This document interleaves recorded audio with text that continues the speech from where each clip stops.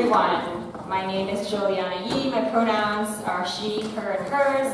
And I have the pleasure of serving as the director of the Asian American Cultural Center and an assistant dean of Yale College. Welcome to our kickoff event for 2019 Pan-Asian American Heritage Month at Yale. It is so good to see all of you here with us this evening. I hope you enjoyed the performances by C Sharp, Unity, Kasama. Can we give another round of applause for our music?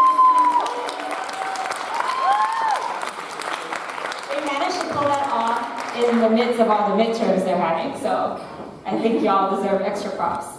Before we carry on with the rest of tonight's event, I would like to take a moment to honor and respect the diverse indigenous peoples connected to this territory on which we gather with a land acknowledgement. A land acknowledgement is a formal statement that recognizes the unique and enduring relationship that exists between indigenous peoples and their traditional territories. Recognizing the traditional lands of a tribal community allows for an expression of gratitude and appreciation, as well as a way to honor and understand the history of that specific tribal nation. As I read, and you listen to the land acknowledgement, please take a moment to reflect upon the land we are standing or seated on, and the tribal nations associated with this space. Also, while land acknowledgements may appear to focus on the historical context of traditional territories, they do not exist in the past tense. Colonialism is a current and ongoing process. Our territories have and continue to exist in a colonized space. Acknowledging the land is a transformative act that works to undo the intentional erasure of indigenous peoples from the nationalist colonial narrative, and is the first step of many in decolonizing land relations. With that said, the Asian American Cultural Center would like to acknowledge that the land we are meeting on today, on which this university is built, has long served as a site of meeting and exchange amongst a number of indigenous peoples, specifically the Quinnipiac Nation. We are deeply grateful for their stewardship of this land that allows us to live, learn, and grow as a university community here today, and we are committed to uplifting the name of these lands and community members from this nation who reside along us. For this year's Pan-Asian American Heritage Month events, beyond celebrating the richness of the culture, traditions, and history that encompasses the Asian diaspora in the United States, we really wanted to encourage a collective grappling with this notion of citizenship. With the incessant displays of racism, sexism, homophobia, xenophobia, and Islamophobia that we have seen these past few years, experienced by those who have built most of their entire lives here in this country, one can't help but question who is afforded the full privileges of citizenship and who isn't. Today, as an immigrant settler myself, I was born and raised in Kuala Lumpur, Malaysia. I am aware of the privileges that afforded me the opportunity to move halfway across the world in pursuit of higher education. Thus, I made a personal commitment early in my move to the United States to invest daily in the Asian American, women of color, and people of color communities that continue to keep me rooted while I'm thousands of miles away from family. And I hope tonight's event, as well as those that happen throughout Pan-Asian American Heritage Month, will inspire each of us to think about what our responsibility is as citizens, however you define that, of this Asian American community, this university community, this city, this state, country, and world, and what is our responsibility to work for the right to live in spaces and systems that fight and care equally for all of us. Because all oppression is connected, and until every one of us is free, none of us can truly experience what it's like to be free. To introduce our keynote speaker tonight, I would like to invite up to the stage Kaylee Estoesta, a sophomore in Pearson College, president of Kasama, one of the dancers, and one of our beloved co-head coordinators on the AACC staff.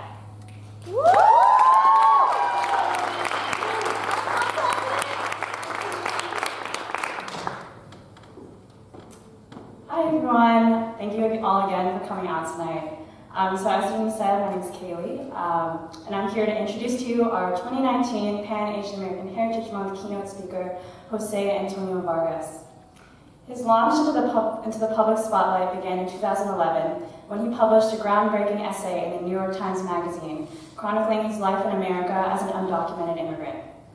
But perhaps a more accurate starting point for understanding Vargas's career and life work is in the Philippines, almost 30 years ago, when at the age of 12, his mother put him on a plane and left him with these words that I hear in the voice of my own Filipina mother.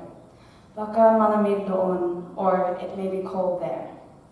Since that night, Vargas has been an undocumented immigrant. Raised by his Lolo and Lola in Grandview, California, he graduated from San Francisco State University and is now a Pulitzer Prize-winning journalist, Emmy-nominated filmmaker, and a leading voice for the human rights of immigrants. He is also the founder and CEO of the culture and media nonprofit Define American, which uses the power of story to transcend politics and shift the conversation about immigrants, identity, and citizenship in America.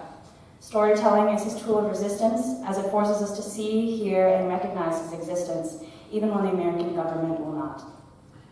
As a proud second-generation Filipina American, I am deeply honored to have this opportunity to speak before him. Although I can't speak as an undocumented citizen today, I and my Filipinx people are all too familiar with the shifting lines between citizen and alien, legal and illegal, American and foreigner. As Vargas writes in the opening line from Chapter 5 of Dear America, Filipinos fit everywhere and nowhere at all. Having felt and experienced this my whole life, I'm truly so proud and honored that he could be here with us today to kick off Pan-Asian American Heritage Month. So without further ado, please help me in welcoming Jose Antonio Vargas.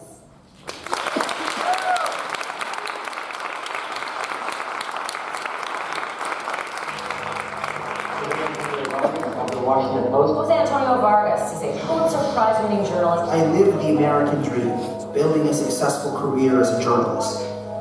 But I was living a lie. I'm going to tell you something that I haven't told a lot of people. I'm actually an undocumented immigrant. Immigration is stories, so here's my story. My grandparents legally immigrated from the Philippines in the mid-1980s. My grandfather decided that he was going to get his grandson to come to America. One morning, my suitcase was packed. I was 12. It's been 18 years since I've seen my mother. So I'm launching a whole campaign about what it means to be an American, the fact that I am an American. There are 11 million undocumented people in this country. In 2010, undocumented people paid $11.2 billion in state and local taxes. From Nigeria. From Brazil. I'm an undocumented immigrant from Germany. We mow your lawn, we work at your houses, maybe we're your doctors, maybe we're nurses. We're not who you think we are. People who have come here illegally should not be citizens of the United States. So what happens in Iowa if you discover as a cop that somebody's an undocumented person?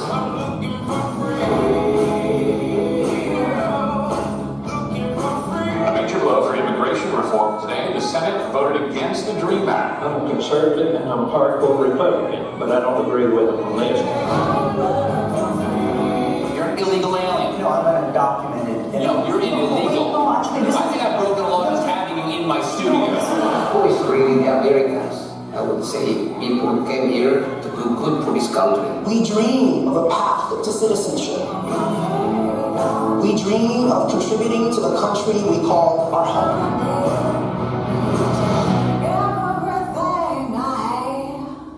I have this fantasy that I get a green card and I fly, and then my mother will be there waiting for me.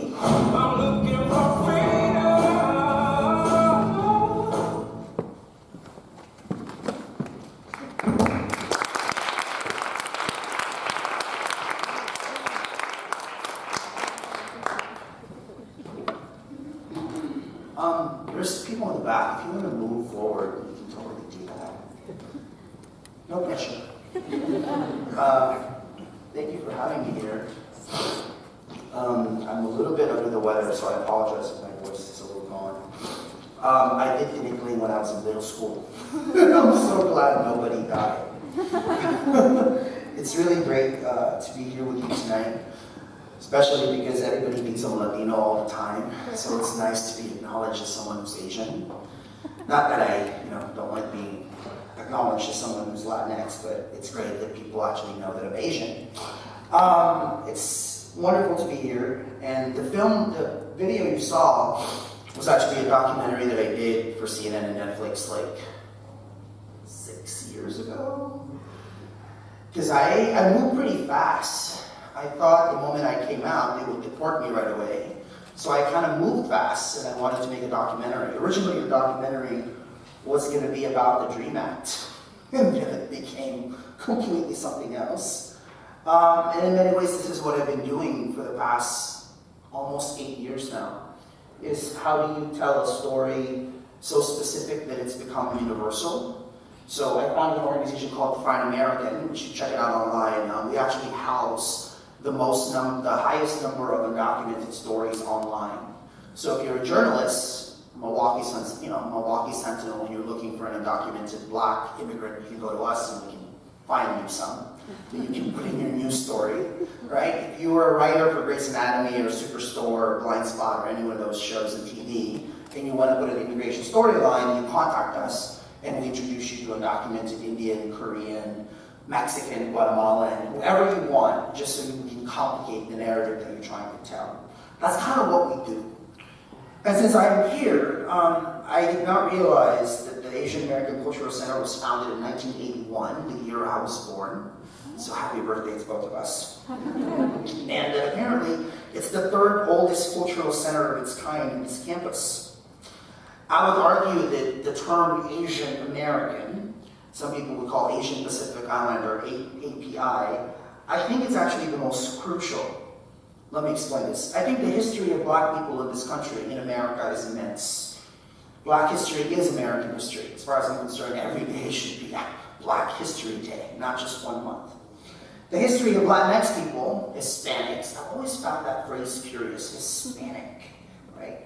I think the history of Latinx people is inescapable, though still often forgotten, though they are our physical neighbors.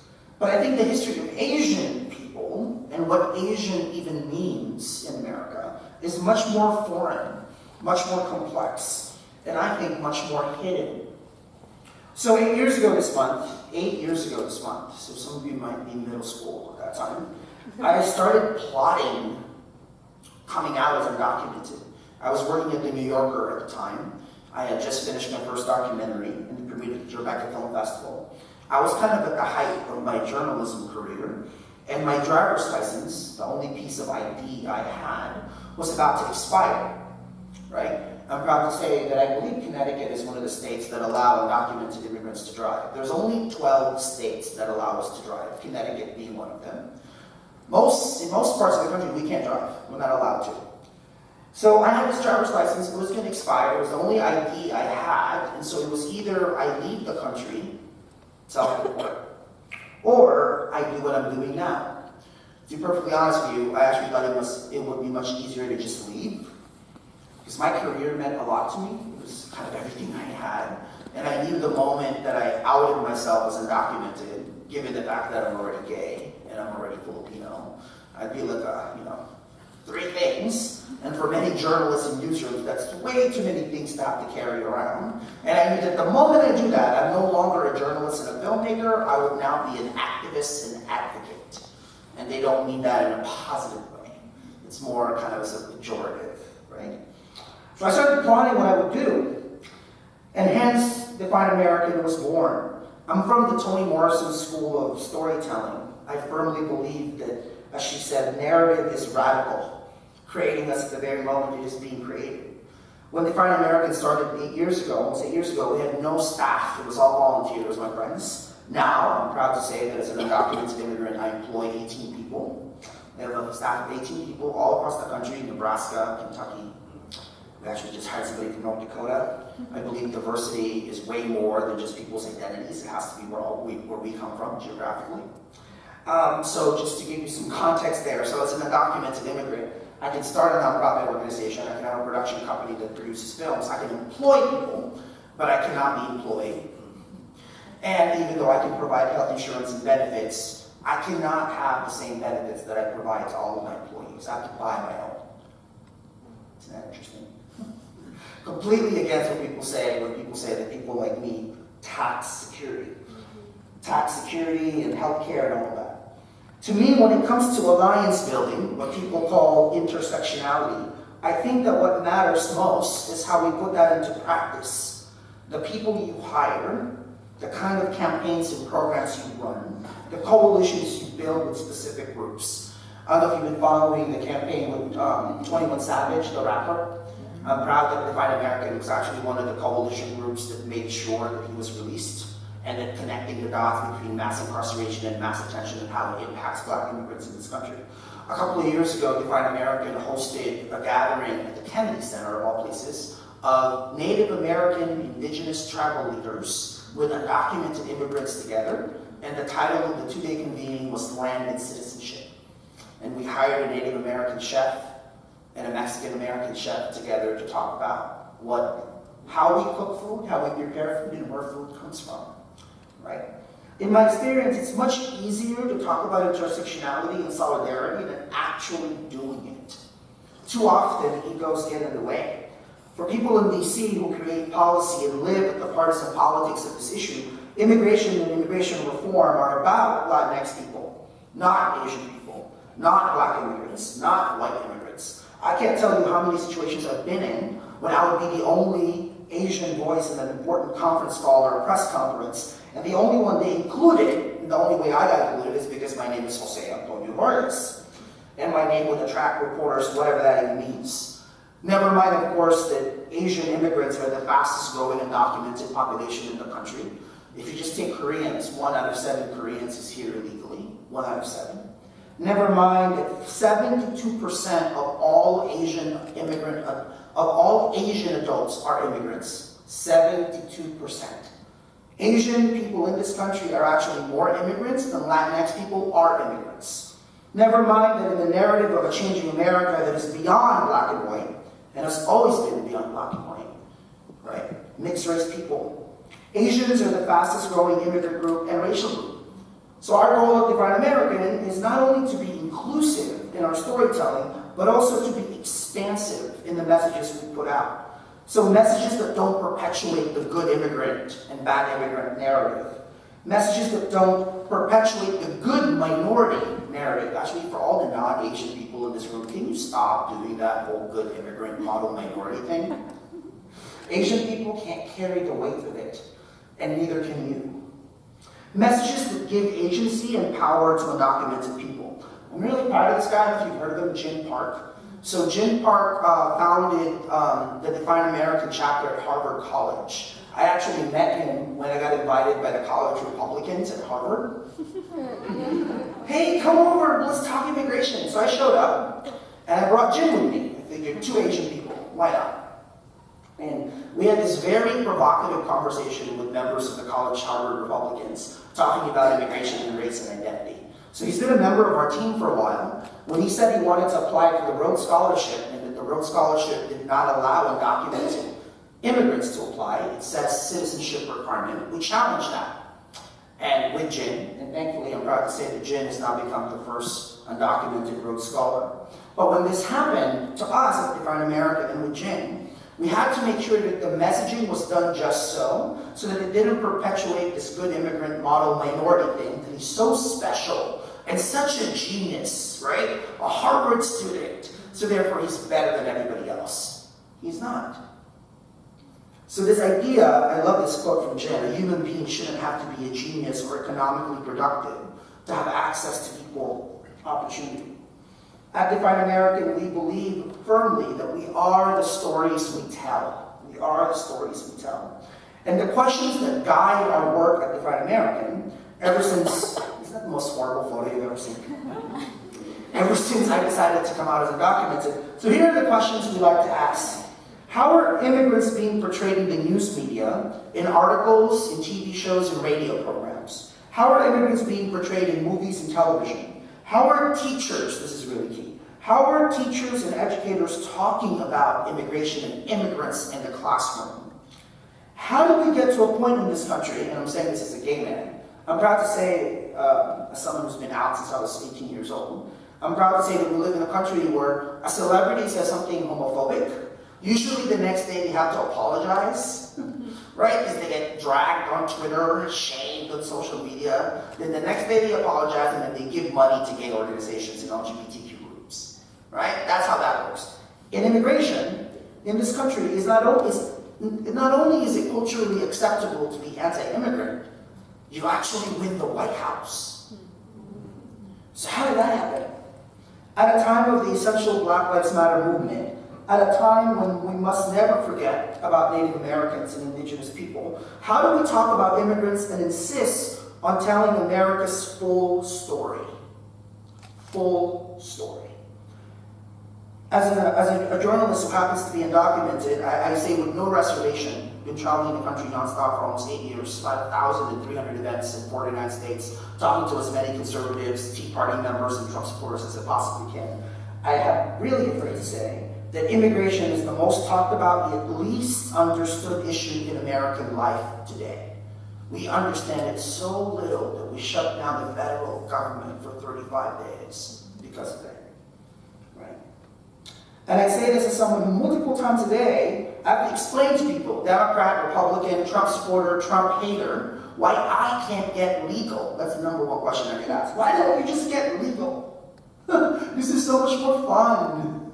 I have nothing better to do than go around the country explaining to people that there's actually no process for someone like me to follow, and there's no line for me to get into backup. As much as you hear about immigration in the news, it's astounding how much you don't know about the process.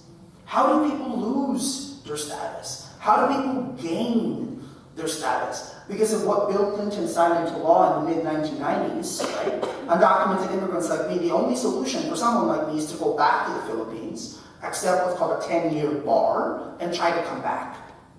Right? Now, if I were Mexican and I crossed the border from Mexico more than twice, I'm barred for life.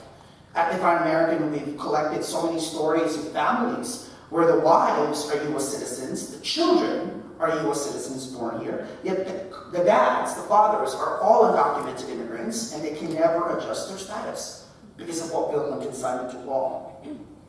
So then I come out, I kind of expected something to happen. I know Barack Obama, I covered him 10 years ago during the Iowa caucuses, and the year I came out in 2011, Obama had deported about 400,000 immigrants. He was deporting 400,000 immigrants a year. President Obama, more than 3 million immigrants deported in 8 years. That's the most ever in the history of any modern president in this country. So I figured I'd hear from somebody. I did it. I heard from Colbert. I'm on a Bill O'Reilly show. I did all the media I possibly could just to insist on this issue being also an Asian issue. Insisting on the fact that I'm Filipino and I'm proud to be Filipino. Insisting the fact that this is not about the wall, the border, or Mexico. Nothing happened. So then I was kind of desperate, right? I packed my bags, I paid my credit card bills, I prepared my family, my Filipino family, who was scared about all this. I said to them, look, I might get deported, but it's going to be okay. So nothing happens, and so I called the editor of Time magazine, and I said, I want to write a story about why they haven't deported me. This was about December 2011. And he said, are you sure? I said, yes. So then actually I ended up calling ICE myself. If you read the book, I kind of write about this in the book. So I called DHS myself, and then called ICE. And I said, hi, I have not heard from you. Are you going to deport me? Why not? And the woman on the line was like, oh, I know who you are. Why are you calling us? And I said, well, I haven't heard from you. And then she put me on hold. And she got back on the line. And she said, what are you doing? And I said, what are you doing? And then I said, I have a story, it's the cover of Time magazine, it's 5,000 words, are you going to deport me? Why not? She said, we can't comment on your case. We don't comment on individual cases. I said, it's a cover story for Time magazine. I need a comment from the government. No comment. And I actually think that's a metaphor for how most people think about us. So long as you have, cheap labor, so long as people are babysitting your kids, mowing your lawns, and serving you drinks, and harvesting your crops, you're fine.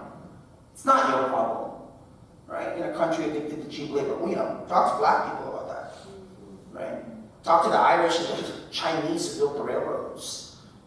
Talk to all the people who have made sure that America can become the economic superpower that it is. This is a country that has been founded on cheap labor. So I turned in the story, editor of Time magazine, hey, we'll put you in the cover. I'm like, nope, I've already done that, it was awful. Let's do this instead. So this is what immigration actually looks like in this country. For the past few years, this is what I've been telling my colleagues in journalism immigration looks like. So in that collage of stories, 34 undocumented people from 15 different countries, is a woman named Tolu Olumbadi from Nigeria, who was born in Nigeria, came to the United States when she was 12. She actually worked at the World Bank. There's a Korean guy named Tony Choi, who moved to Jersey, I think when he was 10. There's a man, Manuel Barsh, who was born in Germany and moved to Ohio when he was 10 or 12. So this is actually what undocumented immigrants in this country looks like. It's not a surprise when I say this to all of you that we are living through the most anti-immigrant era in modern history. The only analogous era really is the 1920s, almost 100 years ago, when for the very first time this country passed emergency legislation to establish a quota system favoring Northern Europeans, the British, the Germans, and restricting immigration from Poland, Italy, Greece, and countries deemed to be undesirable and inferior. As I see it, Trump's campaign, Trump's election, and Trump's governance are the culmination of all the lies, the myths, and the delusions we've told ourselves about how we came to be and who we actually are. A country founded on the plunder and genocide of Native and Indigenous people, built on the labor of imported African slaves, and constantly replenished by a new generation of immigrants who, from the very beginning, have tried to keep other immigrants out. It's not an accident that all those white supremacists who bought the torches from Walmart, and they marched at the University of Virginia and Charlottesville, what did they chant? One nation, one people, and immigration. So I'm a journalist, I like numbers. Everybody here knows what DACA is, right? Immigration man? Great. I was in Lawrence, Kansas a couple of weeks ago. That's not what happened. So 800,000 DACA recipients. And to put that more into context, 800,000 young people who were brought up in this country, who attended our schools, they have to pay the United States government $500 every 2 years so they can work, pay taxes, and not get deported by the government. Can you imagine if we went to downtown New Haven right now and started just asking random people, right, if they would pay the government $500 to not get deported? I wonder what they would say. They might say, hey, give me the $500 back. Give me the $500, I'll go to Mexico, right? The 800,000 are a part of the 11 million undocumented population. Although, in the past 8 years, I have made a personal count. I have met at least 64 undocumented white people who have come out to me at Starbucks. Right? They're like, hey, I saw you in Del Mar. I'm undocumented. I'm from Germany, France, Canada. And yet, no one ever talks about them. They just get to pass. So I don't know how accurate the 11 million people is. If I met 64 undocumented white people at Starbucks, I wonder if they're a part of that. Right? Are undocumented Asian people a part of that number? I don't know. Right? That number is out of the Pew Hispanic Center. In many ways, I think it may overcount Latinx people, it may undercount Asian, white, and black immigrants. Now, the 11 million are part of the 43 million. Here's what you don't hear about. There are 43 million immigrants in America today. 43 million. And according to Pew, in the next 50 years, those 43 million people, 11 million of whom are documented, will constitute 88% of the total U.S. population growth in the next 50 years. What does that mean? It means that white people are not having as much babies as you all used to have. Black people kind of stay stagnant, but Asians and Latinx people are having lots of babies, and sometimes with each other. Right? Great story in California. 88%. I feel compelled to say this to you. This is the context of what we're talking about. This is what most political journalists can't seem to grasp because most newsrooms in this country don't have people of color in them. Barely. Right now, as I'm standing there, I'm actually trying to think, how many Latinx people do I know at the New York Times? I think 2, maybe 3. Washington Post 2, NPR 3. Isn't that incredible? I don't know. Aren't there 56 million Latinx people in this country? Right. For the most part, this country thinks of itself as black and white, and we report about it like it's black and white. Now, Let's contextualize this even more. Between 1776 and 1963, that's the Ellis Island Era, when Bill O'Reilly used to have a show, I would go on it, and Bill would tell me, hey Jose, my great-great-grandfather did it the right way. And he's referring to this era, and usually I would say to him, wait a second, what was the right way? When they came here in the 1850s, was there a visa process, a green card process that we didn't know about? Right? In this country, between 1776 and 1963, 42 million immigrants migrated.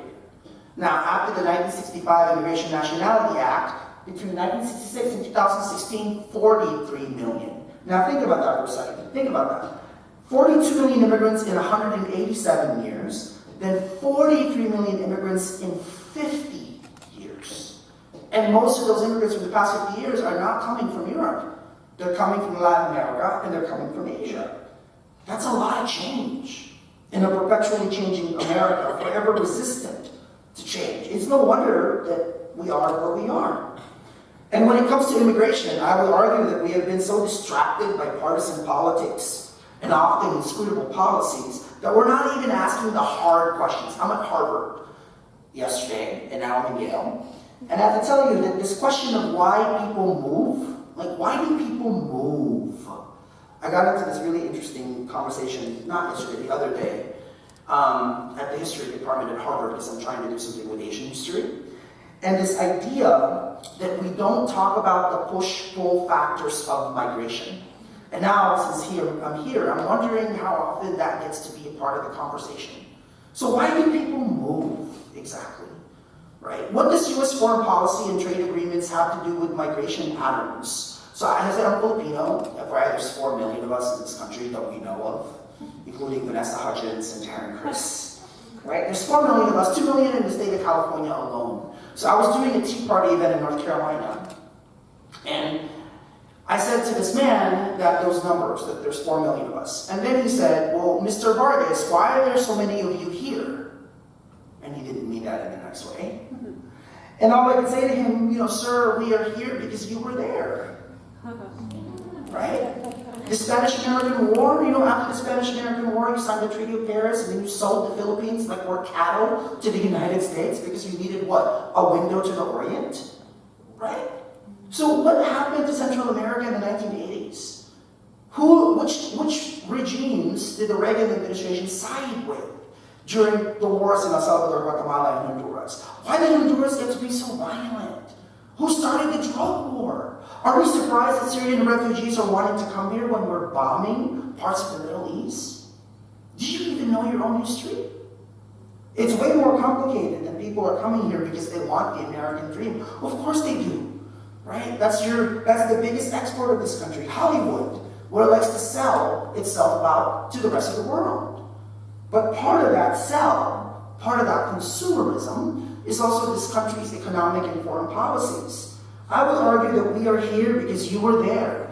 In other words, if the Western world, the United States and Europe, can grow its economies and develop its industries through colonization and imperialism, then why can't people move?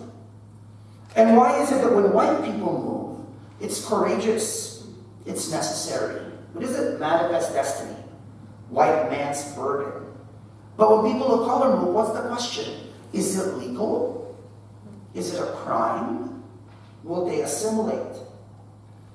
And since we are talking about legality, I think we have to remember that legality has always been, in the history of this country, a construct of power. Lynching, segregation, violently taking indigenous land, and many more atrocities were legal.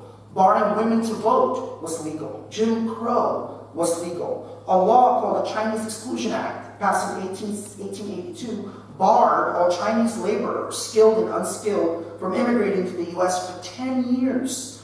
The Naturalization Act of 1790 was the first time this country determined who could be a U.S. citizen. And you know what the requirement was? You had to be a free white person of good moral character. We did not give Native American citizenship until 1924, when the Native American Indian Citizenship Act was passed. Recently, I'm trying to work on this, my first script. I've never written fiction before, so I'm really interested in actually creating some fiction work. And the case of Takawa Osawa has really gripped me. I don't know if you know this case. He was born in Japan, and Osawa was living in the US for 20 years when his case reached the Supreme Court in 1915. He applied for US citizenship under the Naturalization Act of 1906, which allowed only free white persons and persons of African nativity or persons of African descent to naturalize. So Osawa didn't challenge the constitutionality of the law. You know what he said? He said he had white skin. He said he had white skin, so therefore he could be a US citizen. He lost the case. But it made me think about all my aunties and all my uncles in the Bay Area where I'm from, who moved here in the 80s, right, who have US citizen children, who spend many, many dollars actually buying whitening creams and bleaching creams to make the color of my nephew's and niece's skin and my cousin's skin lighter. Right? Now, in this country, it's totally legal that the United States has the largest impression population in the world. I don't know if you know this. We every day, there's 2.17 million people who are US citizens behind bars. In the same time that we also detain the largest number of non-citizens. Every day our taxpayers, our taxes, because I am actually a taxpayer, we actually end up detaining 40,000 immigrants every day. Because maybe they didn't have a license to get pulled over before you know it, they're detained. Right? Those Cambodian immigrants, Korean immigrants, Filipino immigrants. Now, don't get me wrong, by the way. I've done enough conservative events to know that a country has a right to define its own borders and determine who gets to be a citizen. I actually believe that. I think we should know who's in this country. We have to know. But I also think we have to examine why goods, commodities, and companies travel more easily than people. I think it's so interesting that this iPhone can be manufactured in China, delivered to Cupertino in California, the headquarters of Apple, and end up in New York where I bought it. I find it really interesting that this iPhone can travel to more people, to more places than I can as a human being. As I've traveled around the country, though, talking to everyone I can, I realize that the one question I rarely get asked, the one question I rarely ask myself was, what does this feel like? This illegal thing. To be spoken of like a criminal, to be visibly invisible, to be treated like a walking, uncomfortable, unsolvable problem, to be separated from your family. And I didn't really know how to film that. I don't really know how else to do that. So I did something that I didn't really want to do, and I wrote a book. And the book for me is way more about the psychological toll and the mental health crisis that faces immigrant communities today. The depression that I don't really know how to talk about. So when I finished the book, my editors at HarperCollins wanted to have, these were the covers that they were thinking. I knew that I wanted to use my handwriting. And I guess they wanted to do the red-blue thing, because, Americana. And so I said, I'm Asian, so let's go do that. For better or worse, Asian people are associated with this color. And I just wanted to signal to my Asian sisters and brothers that I am one of you, so I figured, why not yellow? So that's my handwriting. That's not my fingerprint. My 24 lawyers were like, that's a bridge too far. I was like, do not put a fingerprint on the cover of this book. But if you're noticing my name in the bottom there, so people wonder, why aren't there accents in Spanish names in Tagalog, like Jose? Usually I just say, oh, it's my own way of rebelling against Spanish colonialism. But that's not enough. The copy editor at HarperCollins, my publisher, was like, no, we need a real answer. Like, why aren't there accents in your names? So I contacted a linguist anthropologist at Stanford University. Linguist anthropologist, man, I love academia. So I found this guy, Jonathan Rosa, great guy. And then a couple of days later, he gets back to me and he says, hey, Jose, this is what I found out. So when the Spanish took the Philippines, that's how you got your name. But then when the Americans took over the Philippines, when they brought their typewriters to the Philippines, the typewriters didn't have accent marks. So your name, Jonathan said, is actually a combination of American imperialism and Spanish colonialism. It's inescapable. But instead of writing about immigration reform or policies, which you can read wherever, I figured that I wanted to write a book about what this feels like. So what it feels like is you do a lot of lying, right? I built an entire career about lying about who I am. Meaning I lied about where I was born. At some point it was easier to tell people that I was just from the United States. I lied about being a US citizen. You know when you get an employment form and you have to check a box? I couldn't check resident alien because I don't have a green card, right? So I would check US citizen. In the bottom it says perjury, but I really needed the job, so I kept checking the box. Years later, my lawyers will tell me that the very reason why I will never become a US citizen is because I lied about being a US citizen. It's the highest offense you can make. And then you lie about little things, like, hey, why can't you go to Mexico City for a wedding? Well, I don't like Mexico City. I got offered to be a foreign correspondent to cover the Iraq War in 2005 at the Washington Post. So I had to lie to the foreign editor and say, oh, I don't like the Middle East, it's too dangerous. Right? And all these little lies become big lies. At one point I started telling people that my parents were dead. It was easier, right? And having to explain to them why I can't go back to the Philippines and why my mom can't even come here. And then you do a lot of passing. This was the hardest part, right? So the passing was for me, the moment I found that I was here illegally when I was 16, the first thing I had to do was get rid of my really thick Filipino accent, which is kind of like that. And I did that by watching a lot of PBS, Bill Moyers, and listening to a lot of Tupac and Dr. Dre. So I figured if I could sound white and black, no one would wonder where I was from, right? When I got hired at the Washington Post, one time I was assigned to cover the Japanese Prime Minister's state dinner in the White House when Bush was still president in 2005. I was freaked out thinking that they were going to find out that my social security number was fake, that it was invalid. So I kind of kept, I kept waiting for somebody at the Secret Service to just approach me and say, hey, what are you doing inside the White House? And then because it was a Japanese Prime Minister, they thought I was part of the entourage, so I just kept bowing over. And I wonder if I were Latino with actually brown skin with an accent on the E, I wonder if I would have passed. If I spoke with some sort of an accent or like, La Raza or something like that. If I actually, maybe put some pictures of Tinikling in my little office, they would wonder, hey, what is that? So part of my passing was to strip myself of anything that says anything ethnic. Right? I was just American. And then at the Washington Post, people were like, oh, you're from California, you sound totally Californian. Yay! I've done my job. And then you do a lot of hiding, right? And actually what happens is, you not only hide from this government, because I thought that's what I was doing since I was 16 years old, but no, you actually end up hiding from people, right? Because you can't really form real relationships, because you have to lie all the time. Little lies, big lies. And then not only do you hide from everybody else, then you hide from your mom. So that's my mom. She sent me here when I was 12. I haven't seen her since. She can't even she couldn't even get a tourist visa because she's not a college graduate and she doesn't own property. That tells you a lot about how class plays a role in all of this. Now mind you, if she were a French woman and she wanted to go see Hamilton over the weekend, all she'd have to do is buy a plane ticket and then be in New York and overstay her visa and poof.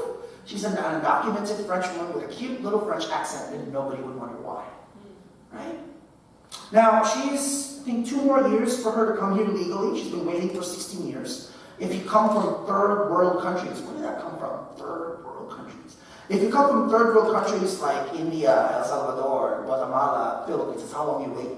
2 more years. Now, mind you, my fear, though, is that the Trump administration, if they get their way, they're going to cut what's called merit-based, family-based migration in favor of merit-based. My mom would come here on a family migration visa because of my grandparents, but she doesn't have merit, unless giving birth to me is part of the merit. It's really hard to talk about her. I don't really know what to say. I don't even know how do you talk about someone you haven't seen for 25 years. I give her money, as many immigrants do every month. We provide for our families. I write about this in the book, talking about how actually giving things were much easier than talking about things. America to us is consumerism, what we consume, and we just pass that on to our family. Then when I finished the book, I realized I had to do this thing called a dedication. And this is what I wrote. Because, I don't make sense without my mom. And then I wanted to honor every American who's ever welcomed me, or every teacher I ever had. Something really weird happened. Not weird, but well, it is weird. A few months ago, I found out that the school district that I attended as a sixth grader, decided to name an elementary school after me, which is crazy. I only wanted a green card. Now, there's the Jose Antonio Vargas Elementary School opening in August of this year. Crazy, you gotta love America. Gotta love it or else you have to leave. I'm saying this because we're preparing now for like the opening ceremony of the school as a public school. And then I figured that the best way to open was to invite every teacher I ever had. Every teacher who wanted to teach this like really confused, weird, awkward kid from the Philippines who brought rice and fish at school for lunch, right? And who wanted to know everything about America. And since I think it's really important that we connect the dots between what's happening in this country to the world, it's important to remember that right now, according to the United Nations, there's actually 258 million migrants in the world. 258 million. We don't know how many of them are documented and authorized. 258 million. What we do know is it's the largest movement of people this world has ever seen. Right? I wonder how many other more millions we will have when climate change really impacts all of these countries, like the Philippines, Indonesia. Right? I would argue that we need a whole new language to talk about the migration of people. I would argue that every migrant has a right to move in a world where iPhones and companies have more rights than people. I would argue that every country has to decide how and why it welcomes people, and every country has to decide who gets to be a citizen. Before I take your questions, I have kind of one of my own. So how many people here, oh, hi, how many people here are US citizens? Can you raise your hand? Congratulations. No, keep raising it. Okay, congratulations, that's amazing. What have you done to earn it? What was that? Nothing. What do you mean? Nothing. Nothing? Well, when we say that we have to, when we ask that 11 million undocumented people have to earn their citizenship, I think we have to remind ourselves that most Americans in this country, if not all Americans in this country, have citizenship because of this thing called luck of birth. I would argue, actually, though, that we have a crisis of citizenship in this country. A crisis of citizenship. Because to me, as someone who's not a U.S. citizen by paper or by law, I've had to exist in a different kind of citizenship, which is how you are to each other. So how do you walk into a room claiming yourself or realizing that you're never the only person in the room? Right? How are we together as neighbors? How do we share the space that we have? How do we listen to people who don't agree with us? How do we think of compromise as not a bad word? How do we actually talk about America in an honest way, in a hopeful way, but in a unified way? How do we do that? So, thank you for having me here.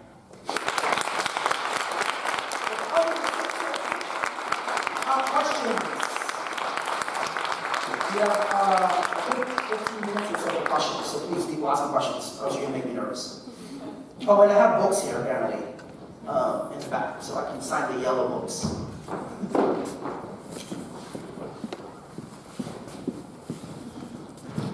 You pick. I don't know who, yeah, what's up? Can you stand up? Do you mind standing up?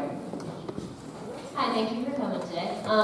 So you mentioned having spoken at many conservative events. Yes. So I was wondering, do you change minds? And if so, what do you find to be effective in changing your mind? So, as a journalist, I think I rely too much on facts. I have a friend, Clay Shirky, he's like one of my favorite actually thinkers in the tech space. He said to me, Jose, you don't win a culture war with facts.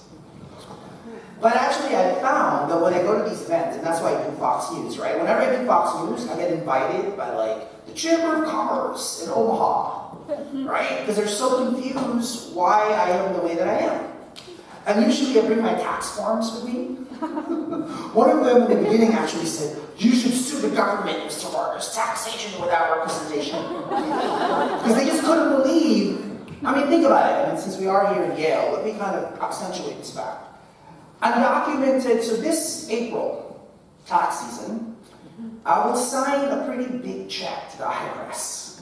right? Because I sold a book, I made some films. I am happy to pay the money that I'm going to pay. Why am I happy to pay that? Because I'm a product of public schools.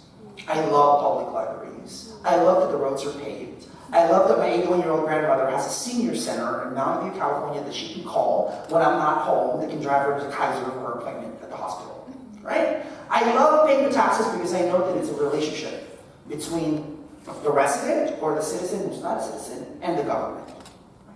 But yet, when was the last time you actually heard NPR or read the New York Times or the Washington Post or any of these liberal news organizations that have documented immigrants like me pay billions of dollars in taxes? You don't hear that. And of course, Fox News doesn't tell people that. So when I go to these events and I bring my tax forms, they're so confused.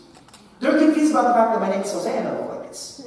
Because Fox News, the conservative talk radio, and Breitbart and Drudge, an entire news ecosystem exists that has so made this all about Mexico and the wall. I actually think we owe the 33 million Mexicans in this country an apology for having racialized us as much as we have. So when it comes to changing minds, I think it really operates in multiple levels. I know for me, facts do change some people's minds, especially the people who are much more economically minded. But for some people, it's this idea that I actually want to be here, right?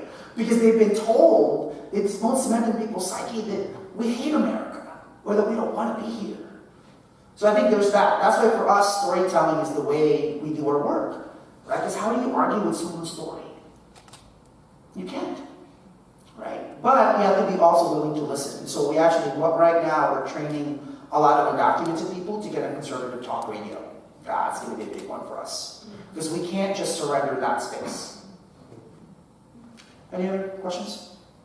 Yes, where's the mic? Oh, yeah. Hi, yes. Thank you very much. My name is Carlos Hernandez. I'm a PhD candidate in the history department. I'm Mexican and U.S. citizenship. I really enjoyed your book and your presentation. Thank you. Very moving on a number of accounts. And I have many questions, but the one I would like to pose now is, in the time that we are now, politically and historically, so much of your work has been about thinking about politics beyond borders, beyond nation states. Yeah. And near the end of your presentation, you suggested some ideas that you have about, I don't know that you would use the word reforming, but perhaps rethinking the broken immigration system. Wow, you really follow my work. You know that I don't like the word reform, but there you go. Yeah, I mean, I think it's interesting. It's provocative. And so I'm wondering, you object, it seems, to this theory of just elite citizenship as its legal theorists talk about it in U.S. law, but then what are some normative prescriptions that you can have for us? Before we even think about what Congress might or might not do, what are some things that we can do to start thinking about citizenship in practical terms in a new way that may not be this old theory of just solely, this idea of citizenship by birth alone? Man, are you a professor here? And thank you for coming to this Pan-Asian American event. Thank you.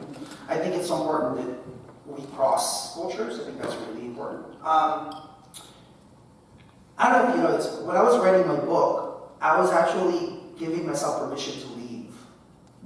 That's why the book ends the way it ends. Like, when my colleagues at Divine American read the book, they're like, oh my God, is Jose self-deporting? But you know, I actually thought about that. So much so that I wrote the book without a poem. I packed everything I owned, put it in storage, and I wrote the book in Airbnbs, right? So I wrote the book as if I was already going to leave. And part of that was because I'm not sure if my work should only be limited to this conversation about American citizenship. Like, to me, we are talking about a global issue. Right? And so long as I'm in America, I will be only seen as an immigration reform dude who's not even Mexican. Which is really how actually some people describe me, right? So I wasn't sure if I could be allowed to really interrogate the larger conversation that you're talking about. And then you know what changed it? A few things changed it. One of them was this elementary school, which I never thought would happen. The moment that the school board announced that they were thinking of naming the elementary school after me, they said they were considering Steve Jobs Elementary School and Barack and Michelle Obama Elementary School. and Jose Antonio Vargas Elementary School. So I figured I am not going to win. But more than that, I figured that there were going to be people in the community who says, oh, hell no. You can't name the school after a 37-year-old guy. What if he, and when they called me, I actually said, I'm not even dead yet. Can you wait until somebody tries to assassinate me and then we can do that? Then to my surprise, no one opposed it.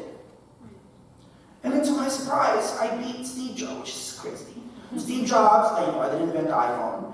And Barack Obama, who, by the way, I don't really know. I'm so looking forward to Barack Obama's memoir because I don't know how he gets to explain having been elected on the back of the Latino vote for 2 terms and having deported more Latinos than any other president in American history. I just don't know how he does that. I'm so looking forward to it. So then I started thinking, whether or not you think I'm whatever, no one in my community of Mountain View, California can say that I'm not from there. I was the kid in Hawaiian shorts, buying food from the Hong Kong bakery in downtown Mountain View, on my way to cover a city hall meeting, right? Like, I'm from there. So this idea that all politics is local, all the sanctuary movements that are happening across the country in places that we wouldn't even know, like North Carolina, like Georgia, which is a really dangerous place for undocumented immigrants right now. So all of these local things to me are really important, and they actually, for me, present this idea of what citizenship by locality might look like. I'm going to be way more vocal in voting rights when it comes to undocumented residents by state and by locality. That's going to be really provocative. So the long answer to your question is also for me this idea of how we, as immigrants, the word integration is so provocative, right? How do we claim our space in the communities that we're a part of? So since we are here for the kickoff of Asian American Heritage Month, right? Pan-Asian, I'm going to say something really provocative. So after the election, the 2016 presidential election, I did an accounting with my family. I have 34 Filipino American relatives in the United States. 34, either US born or naturalized. Out of the 34, 18 were eligible to vote. How many people do you think voted? What do you think? History PhD guy. I don't know. Can you guess out of 18? 2 maybe? Not that bad. 5. Right? So then, and these are my Facebook friends. So they see everything we put out. I can't vote, so please don't forget to vote, right? So then I started interviewing my aunts. And my Aunt Rosie, my favorite, goes, Ton, that's my name in Tagalog, Ton.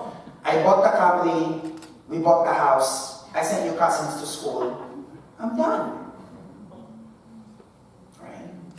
And then I started kind of interrogating that even more and more. Then one of my aunts said, oh, magtatrabaho lang tayo dito. We're just here to work.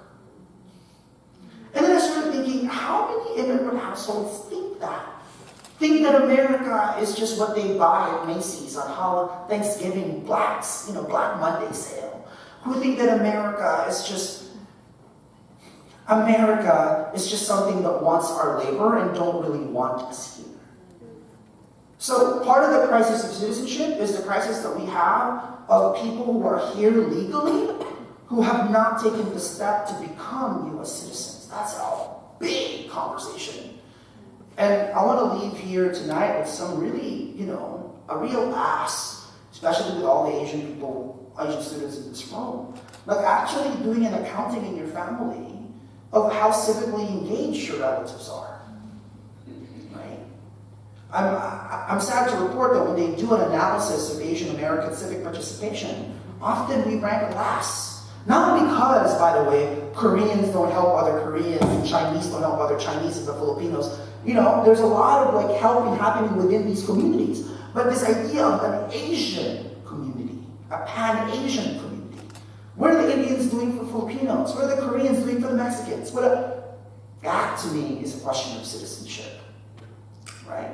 I would actually venture to say that we focus too much on the conversation about immigration of the undocumented population, and that we have lost touch that we're actually dealing with 43 million people. Right? And how they view themselves as American what America owes them and what they owe America? I think it's a really interesting question. Some people now might think, oh my God, he sounds like a Republican. I don't really know what I am, to be honest with you. I've never voted and I don't subscribe to Republican and Democrat point of views. From my perspective, both of these parties have screwed immigrants. It's just a matter of who gets elected for what. So I'm more interested in actually figuring out how this country thinks about citizenship in an era when you have 43 million immigrants. So that's where my word is going to go. We should probably talk more about that. How many other questions do I have? 2 more, maybe. Somebody ask me a question.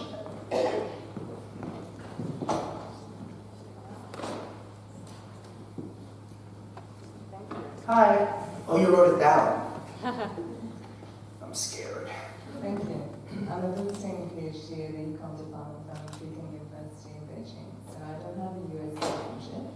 And thank you very much for your inspiring talk. And I think you mentioned that every person should have the right to move, but at the same time, every country should protect its borders. Yes. But I think it would be unrealistic to welcome all immigrants for any country. So I would like to hear more about your thoughts on how a country can protect its borders, and who can be documented, and who, if not anyone, should be undocumented. Great. So I think we make an assumption, that's why I don't subscribe to the whole open borders theory.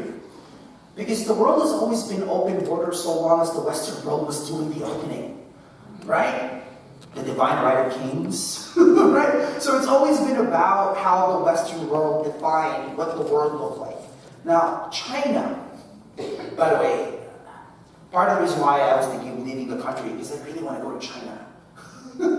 I just think China is going to dominate the 21st century in the same way that America dominated the 20th century. And I'm curious, given just the sheer number of people, what the impact of Chinese culture to the world, what that looks like. I'm sure you know this, the Chinese students, international students, like a lot of schools in this country rely on Chinese students as international students. And by the way, sometimes they count you as diversity. I don't know why they do that. I think it's kind of interesting. Somebody should study that.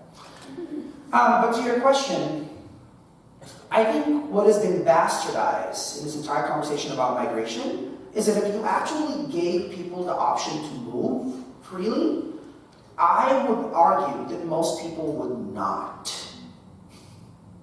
I think to move to a place that you don't know, where you don't speak the language of, to leave everything you know, I think that is inherently a courageous thing to do. It's a courageous thing to do. And that's what makes the American experiment really interesting, and I would argue, quote unquote, exceptional. Now, the history of America, as it relates to migration, I think is different from the rest of the world, because this is a country founded on migration. That's not the history of China, right? I mean, you forget, America is relatively young. What is it, Mr. History Professor? 320, right?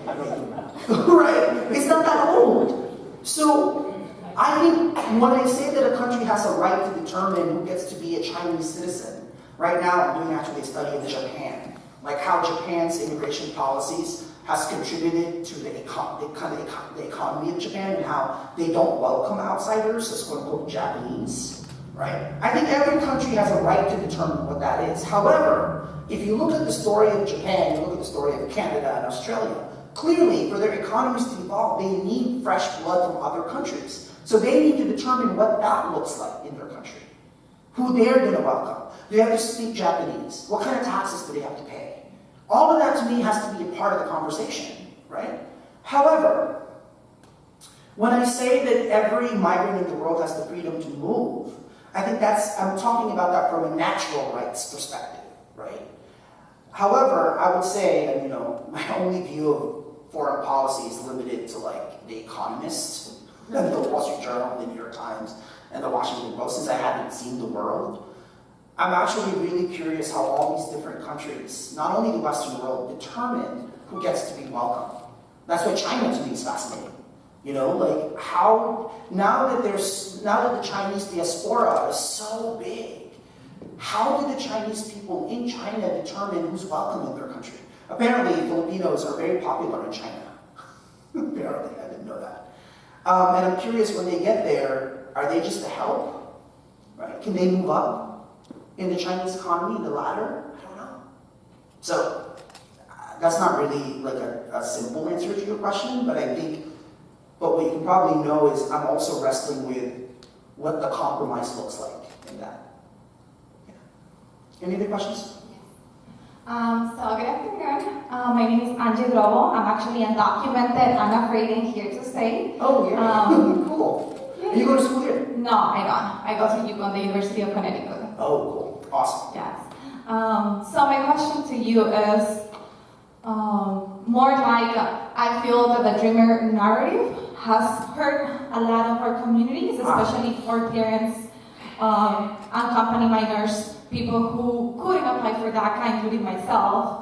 Oh, you couldn't apply either? No. Neither can I, but yeah. Yeah, so my question to you is, what will be your message to the people who believe that only young Latinos, Asians, brown people can achieve or can believe that they are the ones who should deserve the American dream?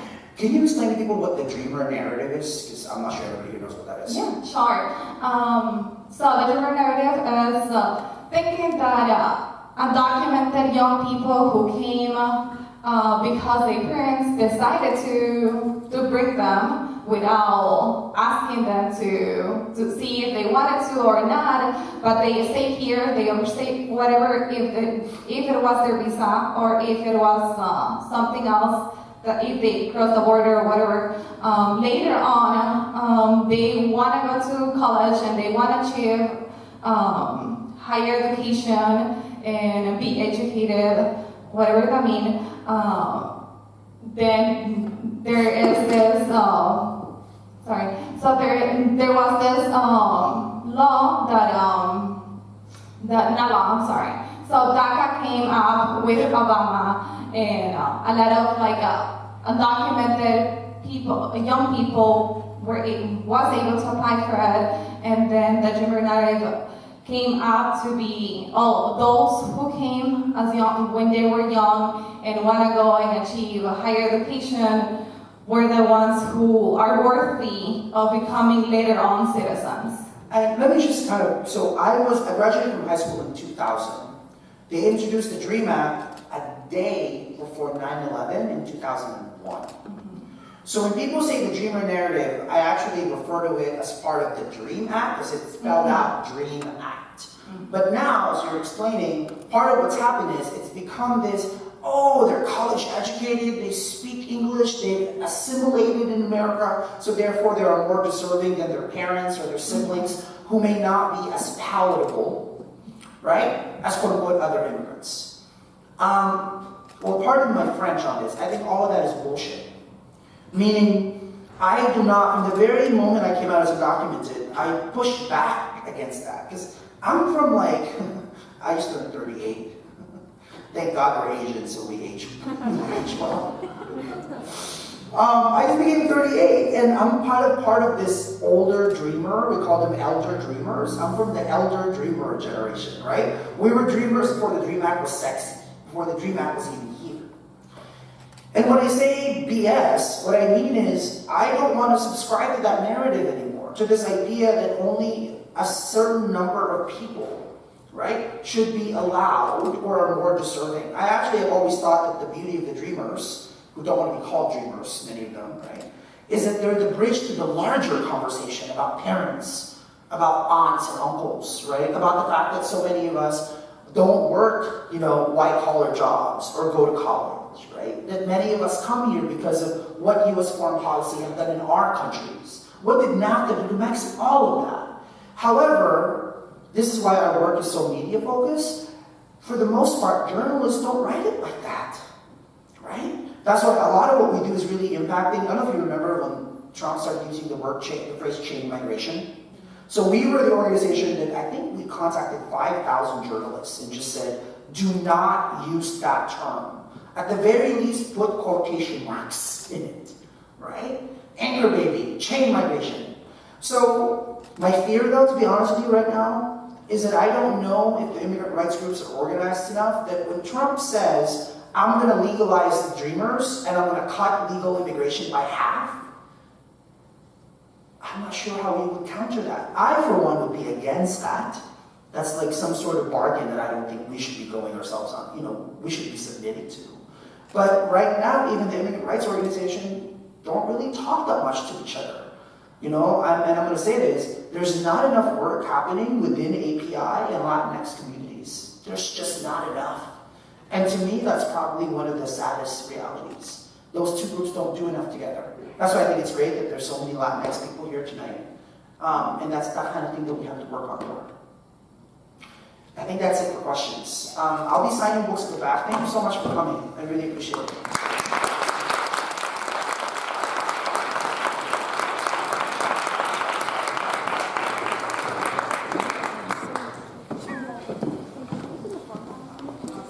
So with that, there are books available for purchase. If you have a copy of your own, Jose Antonio Vargas has so kindly agreed to sign them.